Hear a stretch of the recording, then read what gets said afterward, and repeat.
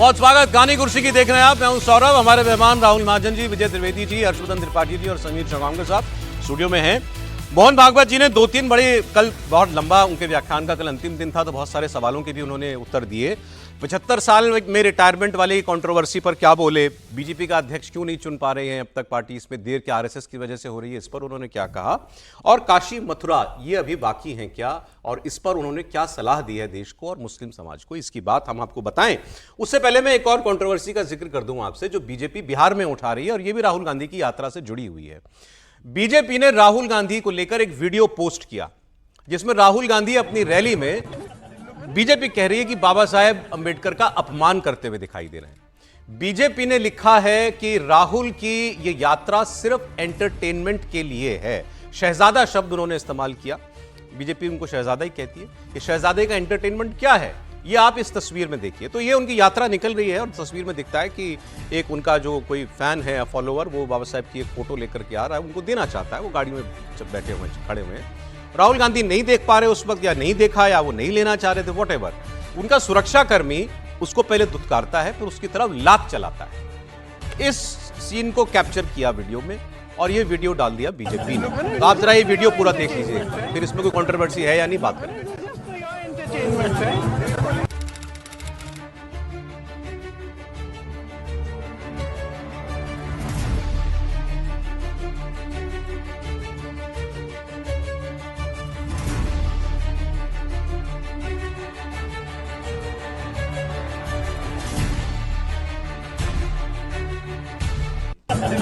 Just for your entertainment, right? Just for your entertainment, right?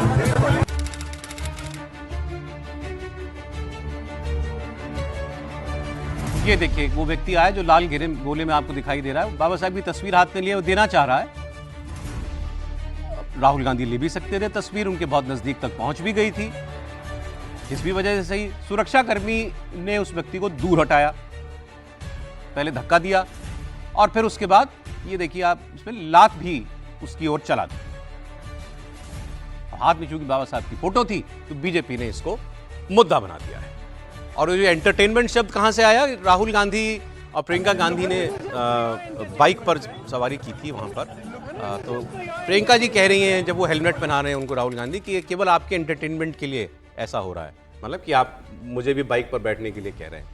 उसको वहीं से उठाया और उसके साथ शहजादा शब्द लगाया और ये तस्वीर लगाई, और बाबा साहब का अपमान। ऐसी एक तस्वीर लालू जी की आई थी, और वो पैरों के पास हाँ, कि लालू जी टेबल पर पैर रखकर बैठे हैं और एक आदमी बाबा साहब की तस्वीर लेकर के आता है, और वो मतलब बिल्कुल रिएक्ट ही नहीं करते उस पर। तो ये हुआ कि वो तो बाबा साहब की फोटो को भी तुच्छ समझते हैं। त्रिपाठी जी बताइए, इसमें कुछ है विवाद? नहीं, देखिए, विवाद तो मूल यही है, जिसको मैं बार बार कहता हूं, फिर से दोहरा रहा हूं, कि राहुल गांधी नेता होने की योग्य ही नहीं। कोई भी सामान्य समझ का नेता होता, वो अपमान, बाबा साहब का चित्र, वो सब बाद वाली बात है। सामान्य नेता होता है, उसको चित्र दिख जाए कहीं, और वो भी बाबा साहब का चित्र हो, इतना संवेदनशील मसला है। इस देश में एक बड़ा वर्ग है जो उनको भगवान मानता है, और आप वो चित्र नहीं ले सकते हैं। अब जरा तुरंत कॉन्ट्रास्ट ले आइए, पैरेलल। आपको प्रधानमंत्री नरेंद्र मोदी रैली में दिखते हैं, एसपीजी प्रोटेक्टिव है, बहुत बड़ी सभा होती है उनकी, दूर कहीं कोई एक बच्ची उनका स्केच लेकर आ जाती है, दूर कहीं कोई राम मंदिर का चित्र लेकर आ जाती है, दूर कहीं कोई हाथ हिलाती है, उसको कहते हैं कि उसको जरा ले लो भाई, उसकी चिट्ठी होगी, उसको चिट्ठी लिखते हैं। ये दो पैरेलल है भारतीय राजनीति के। जब आप कहते हैं ना कि नरेंद्र मोदी क्यों है, राहुल गांधी क्यों है, तो पहला तो यह कि राहुल गांधी नेता बनने के योग्य नहीं है। अब दूसरा मसला, क्या सचमुच ये राहुल गांधी के सुरक्षाकर्मी और उनको ये नहीं समझ में आ रहा है, कोई व्यक्ति बाबा साहब की फोटो लेकर खड़ा है और उसको इस तरह से दुत्कारना चाहिए? अब इससे आगे आ जाइए आप। अब तो खैर उससे हम लोग भी जूझेंगे, हम लोग बच्चे भी, वो यहाँ अलग अलग खुल गए हैं, जैसे जो यहाँ नोएडा एनसीआर में स्कूल हैं अच्छे, तो उनके बच्चों को वो ले जाते हैं पिकनिक पे, तो क्या कराते हैं, कहते हैं बोरा उसमें घुस जाओ और ऐसे कूद कूद के चलो, रेस कहते हैं उसको। हाँ, फिर क्या कहते हैं, रस्सी पकड़ के चलो। अच्छा, गोबर है तो वहां जरा गोबर पातना जो होता, कहते हैं जरा बनाओ, तो बच्चे बड़े खुश होते हैं। एंटरटेनमेंट है उनके लिए। जब कोई नेता होता है तो उसके लिए यह समर्पण होता है। जब राहुल गांधी के लिए होता है तो बिना किसी संकोच के, जो प्रियंका जिनका, जो उनको घर में पता था कि अरे क्या भाई, तुम्हारे लिए अब एंटरटेनमेंट के लिए यात्रा भी करनी पड़ेगी, तो एंटरटेनमेंट है, चलो बाइक पे थोड़ी देर बढ़ जाते हैं, थोड़ा हेलमेट पहन लेते हैं, आनंद आएगा, रील बढ़िया बनेगी, अच्छे से कुछ बातचीत हो जाएगी। ठीक है, तो है तो यही। अब इसको कांग्रेस के लोग जैसे समझना है समझे। आपने जो नेता का अंतर बताया वो एक बात है, लेकिन जहां तक ये रही कि बाबा साहेब की फोटो पर लात मरवाना ये शहजादे का एंटरटेनमेंट है, सुरक्षा कर्मी की एक ही ड्यूटी होती है कि वो जिसकी सुरक्षा कर रहा है उसके नजदीक अगर वो किसी को देखता है कि खतरनाक ढंग से आ रहा है तो उसको रोके। हम सबने बड़ी कहानियां सुनी है, एसपीजी कैसे कोहनियां मारती है अगर कोई पत्रकार भी नजदीक चला जाता है प्रोटेक्टी के। हाँ बिल्कुल, ये सच बात है। मैंने आई भी होगी शायद, मैंने एक पत्रकार को पेट पकड़कर दोहरा होते हुए देखा ये है। सब सच बात है। है ना? अब वो तो इस आपने कहा उसको भी तो दिख रहा था सिक्योरिटी वाले को कि भाई तस्वीर ली है, उसका काम नहीं है। नहीं, सिक्योरिटी वाले का काम नहीं है उसमें ना, मैं इस ये पर नहीं बात कह रहा हूं कर राहुल गांधी ने वो कराया होगा। मैं यहाँ नहीं, मैं कह रहा हूं वो फोटो भी लेकर के देना ये भी सिक्योरिटी का काम है। उसका काम है उनको प्रोटेक्ट करना, जो उसका प्रोटेक्टी है। नहीं, सिक्योरिटी वाले का। आप दोनों लोगों ने हमसे ज्यादा, समीर जी भी हैं, सबने ज्यादा यात्राएं कवर की होंगी, लेकिन मैं भी थोड़ा बहुत जानता हूं। ऐसी यात्राओं में बाकायदा उस नेता की टीम होती है जो ऐसे चीजों को ले जाके पहुंचवाती है। हाँ, वो ठीक है। ये काम भी तो होता है ना। इसका मतलब बाबा साहब की फोटो राहुल गांधी तक पहुंचवाना इनकी टीम की, इनकी यात्रा का काम, समन्वय संभालने वाला जिम्मेदारी चला नहीं थी। बताइए। ठीक है, नहीं वो बात ठीक है कि वहां पर जो लोग देख रहे हैं उनको देखना चाहिए कि कैसे हैंडल किया जाए। अब पब्लिक लीडर्स के लिए एक पॉलिटिकल इश्यूज बहुत सेंसिटिव होते हैं, लेकिन अब सिक्योरिटी वाले ने उनकी फोटो नहीं ली और उसको लात मार दी, ये राहुल गांधी की जिम्मेदारी है या इसको भी आप राहुल गांधी पे जोड़ देंगे? ये तो एग्जेजरेशन है। मैं आपकी नहीं कहना, मतलब यदि बीजेपी इसको कर रही है तो ये एग्जेजरेशन है कि हर चीज को आप राहुल गांधी से जोड़ दें कि राहुल गांधी ने बाबा साहब का अपमान किया। ये उनकी जो टीम है उसको देखना चाहिए था कि कोई बंदा वहां पर पास में आ रहा है, बाबा साहब की फोटो लेकर आ रहा है, तो वो राहुल गांधी जी तक पहुंचा दे। ठीक है, और राहुल गांधी जी हो सकता है कोई बड़ा अनुभवी लीडर होता तो वो देखता रहता है कि भैया क्या हो रहा है, कहाँ पर कौन सा फोटो। राहुल जी बड़े अनुभवी नेता नहीं। एक उदाहरण बताता हूँ दो चीजें, एक उदाहरण बता देता हूँ इस संदर्भ। विजय त्रिवेदी जी ने और मैंने दोनों वो यात्रा कवर की थी। लालकृष्ण आडवाणी जी की जो रथ यात्रा शताब्दी यात्रा से निकली थी, आडवाणी जी ने जो रथ यात्रा की थी 2012 में आंध्र प्रदेश में हम एंटर हुए थे आडवाणी जी के साथ रथ यात्रा में। आडवाणी जी ने भाषण दिया अपनी बस में से, और उस समय तेलंगाना बना नहीं था, तो वहां के लोग तेलंगाना की डिमांड कर रहे थे बनाने की, तो वो कोई ज्ञापन लेकर आए थे आडवाणी जी के पास देने के लिए। आडवाणी जी इतने सतर्क थे कि सिक्योरिटी ने आने नहीं दिया, बहुत प्रोडक्टिव थे आडवाणी जी। अनंत कुमार ने देखा कि कुछ लोग कुछ लेकर आ रहे हैं, अनंत कुमार जी उनसे मिलने गए। जब वो लौट के आए तो आडवाणी ने पूछा कि क्या था, तो अनंत कुमार ने बताया कि सर वो तेलंगाना राज्य की डिमांड कर रहे हैं, वो आपको कुछ ज्ञापन देना चाहते थे। तो आडवाणी जी बस से उतरे, बोले बुलाइए उनको। आडवाणी जी गए उनके पास, उनसे मिले और उनसे कहा कि हमारा समर्थन है आपको, अगर हम सरकार में आएंगे तो हम आपके यहाँ तेलंगाना राज्य बनाएंगे, और आडवाणी जी उनका ज्ञापन लिया। तो ये तो जो अलर्ट नेता नहीं, ये देखिए मैं सिर्फ एक छोटी सी चीज इसमें ऐड करूंगा। देखिए दो अलग अलग चीजें हैं। एक है राहुल गांधी प्रियंका गांधी को हेलमेट पहना रहे हैं, दूसरा है बाबा साहब अम्बेडकर की जो तस्वीर है। अब उनकी टीम की गलती है कि भाई इतनी सजग टीम नहीं है कि उनको राहुल गांधी को पहुंचा देते। वो ये तो टीम की गलती है ना, राहुल गांधी हो सकता है देख ही नहीं सके हो। दूसरी बात, जहां तक हेलमेट, तो हम क्या चाहते थे, वो हेलमेट वाला जो मजाक कर रहे हैं कि प्रियंका गांधी मोटरसाइकिल पे पहने और हेलमेट ना पहने। नहीं, उसमें भी वो तो मतलब ये बोल रहा हूँ पहली बात ये बोली कि हेलमेट दोनों ने पहना है, ठीक किया है। नहीं तो दूसरा, वो केवल उन्होंने बीजेपी वालों ने एंटरटेनमेंट शब्द उठाने के लिए, तो ठीक है, वो भाई बहन में की बात संवाद का इस्तेमाल है। मुझे नहीं लगता कि ये कोई उस तरह से इस तरह से लेना चाहिए। हर चीज बीजेपी जो कहती है वो भी सही नहीं अब है। जरा सर बीजेपी संघ प्रमुख की बात कर ले। संघ प्रमुख के 3 दिन का व्याख्यान कल दिल्ली में खत्म हुआ, हमारे सारे साथी वहां गए थे, सुन के आए हैं उनको। और कल लेकिन आखिरी दिन उन्होंने एक प्रश्न उत्तर सेशन किया और उसमें उनसे कई ऐसे सवाल जिन पर विवाद रहा है, मुद्दों पर, वो उनसे हुए। जैसे क्या संघ प्रमुख ने एक बार जो कहा था 75 वर्ष को लेकर के, रिटायरमेंट को लेकर के, लोगों ने उसको जोड़ा कि मोदी जी के लिए कह रहे हैं कि 75 में रिटायर हो जाना चाहिए। उस पर उन्होंने क्या सफाई दी है? बीजेपी का अध्यक्ष आरएसएस की वजह से नहीं चुन पाया जा रहा है क्या? इस पर उन्होंने बहुत ही मजेदार जवाब दिया है। तो पहले मैं लेकिन आपको ये 75 साल वाली बात बता दें, क्या आरएसएस में और बीजेपी में कोई अनसेड या सेड कोड है कि 75 में रिटायरमेंट होगी? इस पर संघ प्रमुख का जवाब। I never said that I will retire or someone should retire.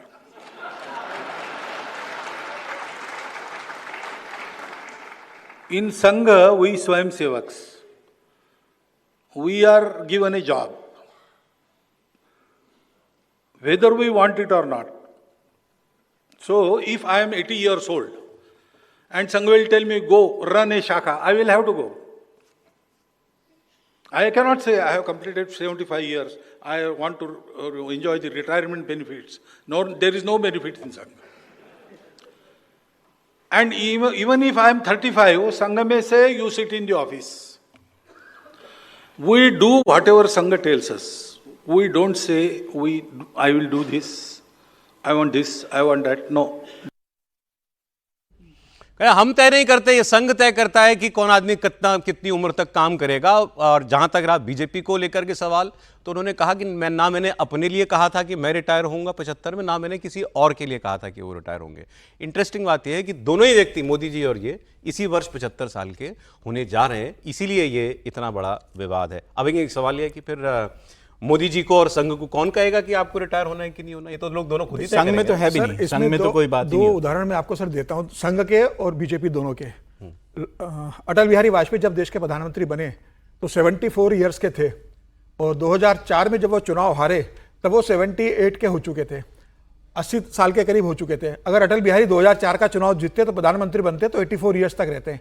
2009 में जब लाल कृष्ण आडवाणी को भारतीय जनता पार्टी ने प्रधानमंत्री पद का चेहरा बनाया था, तब अटल बिहारी वाजपेयी, तब लाल कृष्ण आडवाणी 82 इयर्स के हो चुके थे जी। अगर 2009 में भारतीय जनता पार्टी चुनाव जीत जाती तो लाल कृष्ण आडवाणी 87 इयर्स तक देश के प्रधानमंत्री रहते, और 2014 में तो प्रधानमंत्री 64 साल के रूप में देश के प्रधानमंत्री बने। आज 11 साल हो गए, अभी 75 साल के हुए नहीं, और पार्टी के लिए मंडल उन्होंने नहीं बनाया था। संघ में भी अगर 75 की बात करें तो संघ के चौथे सरसंघचालक रज्जू भैया थे, वो तो 71 में प्रमुख बने, 78 तक रहे, 80 साल तक रहे। ये तो जब prime minister Modi prime minister बने उसके बाद ही कभी नहीं 75 साल वाली बात तो बहुत से पहले कहा था, लेकिन ये प्रधानमंत्री के लिए नहीं कहा था। प्रधानमंत्री मोदी ने कहा था कि 75 साल में कैबिनेट से मंत्रियों को जाना चाहिए, और यह एक अघोषित था।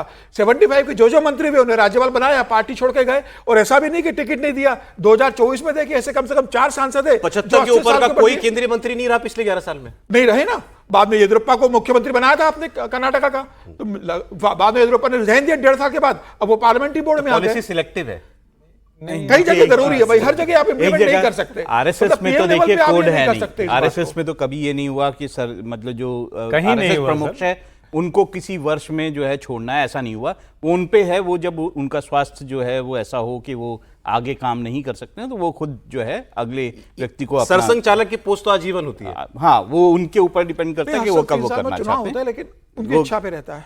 लेकिन दूसरा बात ये है कि क्या बीजेपी का चुनाव होता है? चुनाव होता है ना, नहीं, तो दूसरा चुनी जाती है ना, पार्टी टीम है, पर वो सरसंघ चालक का ऐसा कुछ नहीं। तो दूसरी चीज ये है कि जहां तक पार्टी का सवाल है कि क्या ये भी बात हमेशा बीजेपी में होती रही है कि क्या यंग लोगों को आगे बढ़ाना चाहिए, ये बातें हुई हैं नहीं हुई हैं, ठीक है। अमित शाह जो है खुद इस पे बात कर चुके हैं कि वजह। और दूसरा, क्या ये सही नहीं है कि यंग लोगों को आगे बढ़ाया जाना चाहिए? नहीं, क्या अब ये विवाद खत्म हो गया इस बात से, इनके बयान से? विवाद तो दो बातें, अब इसका दूसरा पक्ष सुनिए। सुदर्शन जी सरसंघ चालक थे, सबसे पहले उन्होंने कहा, वाजपेयी जी की सरकार थी तब, कि भाई ये रिटायर होना चाहिए, 75 साल के लोग हो जाएं, बड़े हो जाएं, तब उनको छोड़ना चाहिए, नए लोगों के लिए रास्ता बनाना चाहिए। उस समय काफ़ी हंगामा हुआ, काफ़ी बात हुई, लेकिन वो कुछ काम नहीं हुआ। अभी जब ये सरकार रही तो इसी सरकार ने तय किया, अब जो पहले लोग थे उनको मार्गदर्शक मंडल में डाल दिया। दूसरे जो लोग थे जो सरकार में थे, उनमें से कलराज मिश्र हैं, उसमें नजमा हिप्तुल्ला है, उसमें संतोष गंगवार है, ऐसे बहुत सारे नाम हैं जिनको 75 साल पूरा होने पर मंत्रिमंडल से हटा दिया गया। ठीक है। अभी ये मत कहिएगा कि कानून नहीं है, मैं तो घटना बता रहा हूं, अनसेट तरीके से आपने हटाया, ठीक है। मोहन जी ने इस बात का जिक्र मोरोपंत पिंगले साहब के रेफरेंस में कहा, लेकिन रेफरेंस भी तो किसी बात का होता है, ठीक है। उनको हटाना है नहीं हटाना ये तो उनको तय करना है। फिर दूसरी बात, हर दिन तो आप बात करते हैं कि पार्टी में जनरेशनल चेंज हो रहा है, नए लोगों को ला रहे हैं, तो नए लोग कब आएंगे? जब पुराने लोग छोड़ेंगे, यही होगा ना।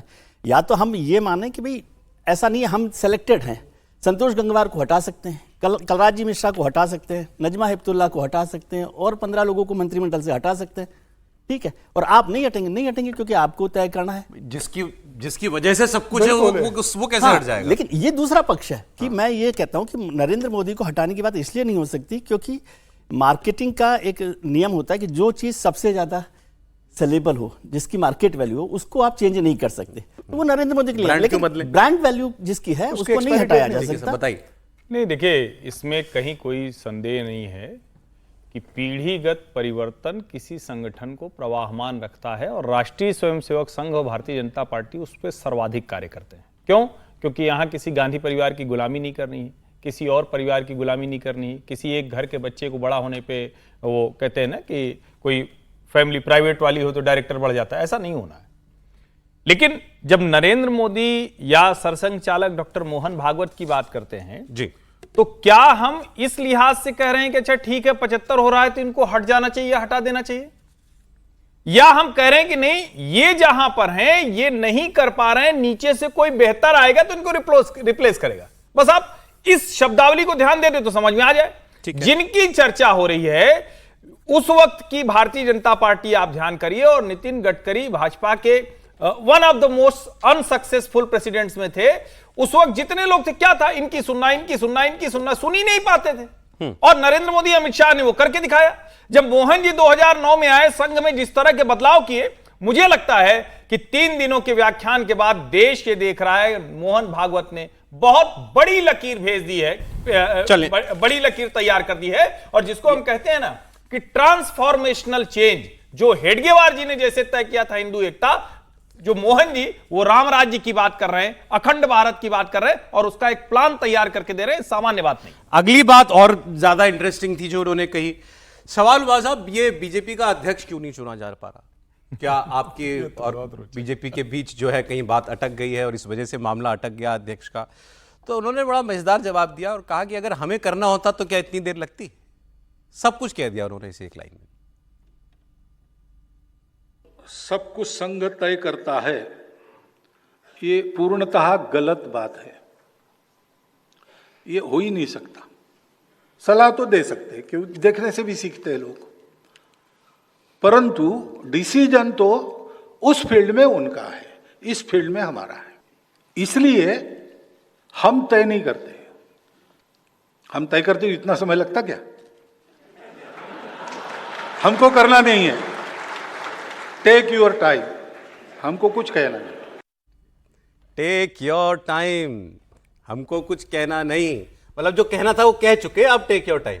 बिल्कुल, ये मतलब है। बिल्कुल, उन्होंने जो मोहन भागवत जी ने जो कहा कि भाई संघ का निर्णय तो हम लेंगे और सरकार उनको चलानी है, उनकी एक्सपर्टाइज वो निर्णय लेंगे। और ये बात सही भी, अटल जी के समय अगर संघ की चलती तो जसवंत सिंह क्या इतने बड़े मंत्री बनते? जसवंत सिंह मंत्री बनते। पार्टी का है ना, नहीं, पार्टी का भी, संगठन में भी निश्चित रूप से मोहन जी ने सही कहा कि भाई पार्टी को निर्णय लेना है, पार्टी डिक्लेयर कर दे अपनी पार्लियामेंट्री बोर्ड बुला के हमने इसको राष्ट्रीय अध्यक्ष घोषित कर दिया है। लेकिन बिना संघ की सहमति से करेगी नहीं, और संघ ने जो नाम दिया होगा या संघ जिस नाम पर चाहता होगा उस पर सहमति बनी नहीं होगी।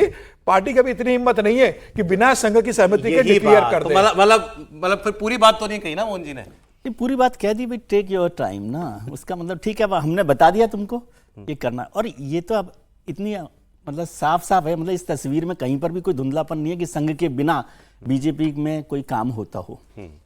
इसका मतलब तो एक ही है कि हमने जो कहना था आपसे कह दिया, आप उस पर अमल नहीं कर रहे हैं। नहीं कर रहे, ये बात कही है उन्होंने कि भाई हमने जो कहना था वो कह दिया, आप उस पर अमल नहीं कर रहे। अब आप देखो आपको जो करना है। लेकिन इसका मतलब ये नहीं कि संघ के नहीं कहता, बीजेपी में उनका दखल नहीं है। 2 बड़े उदाहरण दे दूं मैं आपको? प्लीज। एक उदाहरण है अडवाणी जी का अध्यक्ष पद छोड़ना। लालकृष्ण अडवाणी, मैं बार बार इस बात का जिक्र करता हूं कि लालकृष्ण अडवाणी से बड़ा भारतीय जनता पार्टी में कोई नेता नहीं हुआ, कोई नेता नहीं हुआ, ठीक है। और वो संघ के कहने पर उनको 1 दिन में इस्तीफा देना पड़ा। ये एक बड़ा उदाहरण है। दूसरा बड़ा उदाहरण है नितिन गडकरी का अध्यक्ष बनना। वो भी संघ का फैसला था, बड़ा फैसला था जिसे किया गया। अब इसके लिए आप बहुत सारी कहानियां जो भी बनाना चाहें कि ऐसा होता है और वैसा होता है, नहीं होता। और बल्कि संघ के कहने पर ही बीजेपी के संविधान में बदलाव करके संघ पार्टी के अध्यक्ष को लगातार 2 बार अध्यक्ष बनाने का मौका। संघ कहता भी है और इंसिस्ट भी करता है। इससे मतलब उनका कहना ही वो है। जैसे हम राष्ट्रपति के लिए कहते हैं ना, इट्स प्लीज टू इन्फॉर्म, तो प्लीज टू इन्फॉर्म का मतलब होता है आदेश है। बाबा का तो कहना होता है भाई भैया ये करना है। तो फिर इस बार क्यों नहीं हो रहा वो आदेश का पालन? वो जिस तरह से उन्होंने कह दिया, वो उनकी नाराजगी उसमें साफ है। अच्छा, इसमें नाराजगी थी? ये टेक योर टाइम ठीक है, अब ये खुशी तो नहीं है।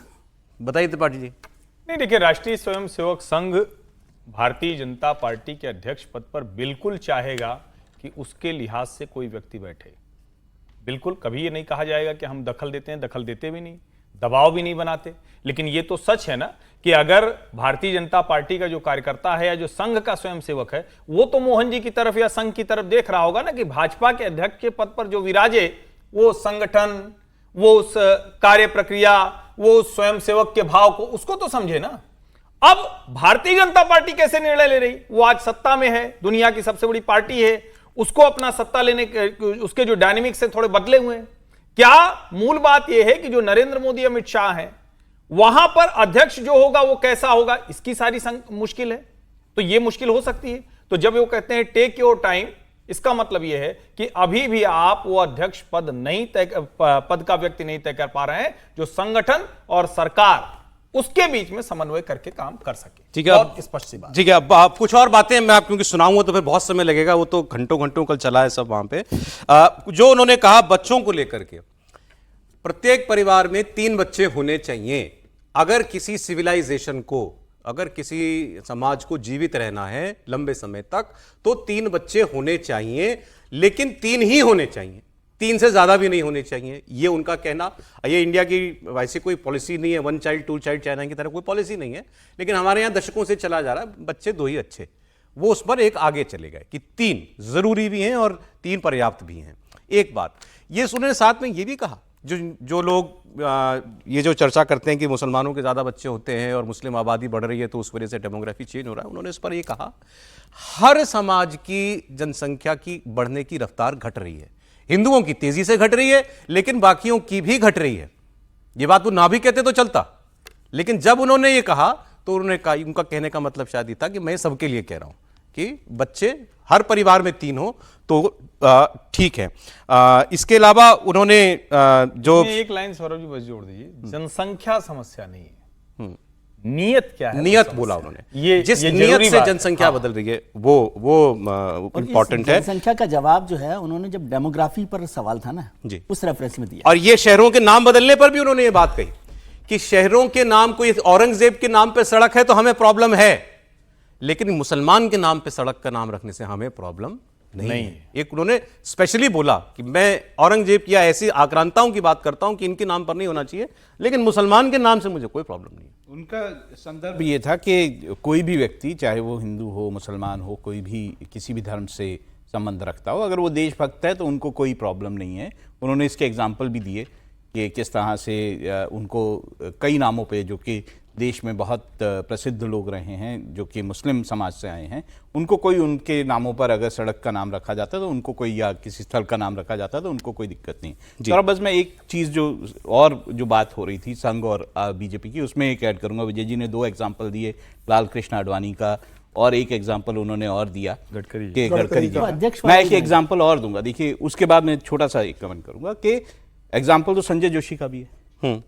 संजय जोशी को जिस तरह से पार्टी से हटाया गया, उसके बाद संघ कोशिश करता रहा कि वो पार्टी में वापस आए। क्या हुआ? नहीं हुआ ना, दिया उन्होंने। नहीं, मतलब वो कह रहे हैं कि ऐसा ही नहीं कि संघ जो चाह लेता है वो हो ही जाता है। ये कंसेंसस से होता है, और ये अटल जी के समय में भी हुआ था। बहुत सारे मामलों में अटल जी नहीं मानते थे, तो और ऐसे में तो वो नहीं होते थे। नहीं